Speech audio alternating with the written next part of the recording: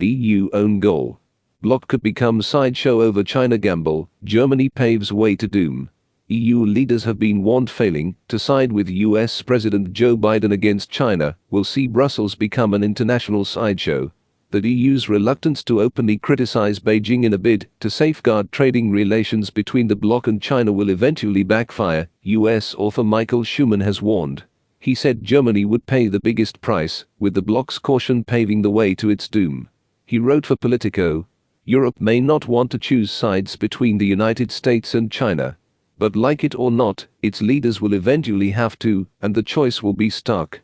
Stand by the US, or become an international sideshow. The balancing act Europe is trying to sustain between China and the US will become increasingly untenable," he warned. He added, "With rapprochement between China and the US nowhere in sight, they are both poised to woo Europe ever more aggressively." The US author argued European leaders should look at the dilemma with an eye to long-term interests, claiming China's strategic plan will ultimately always be to make Europe less safe. He said, "On the face of it, choosing the US or China seems an impossible decision.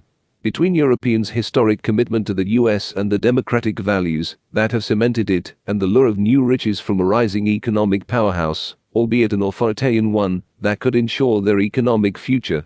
In other words, it's a choice between principles and profits. But this is a false distinction.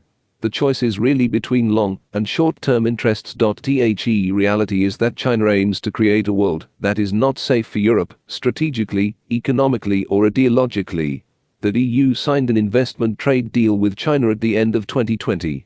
The agreement, which is yet to be ratified by MEPs in the European Parliament, was mainly pushed for by France and Germany. After 7 years of negotiations, Brussels and Beijing finally came to a solution to foreign investments between the two blocs.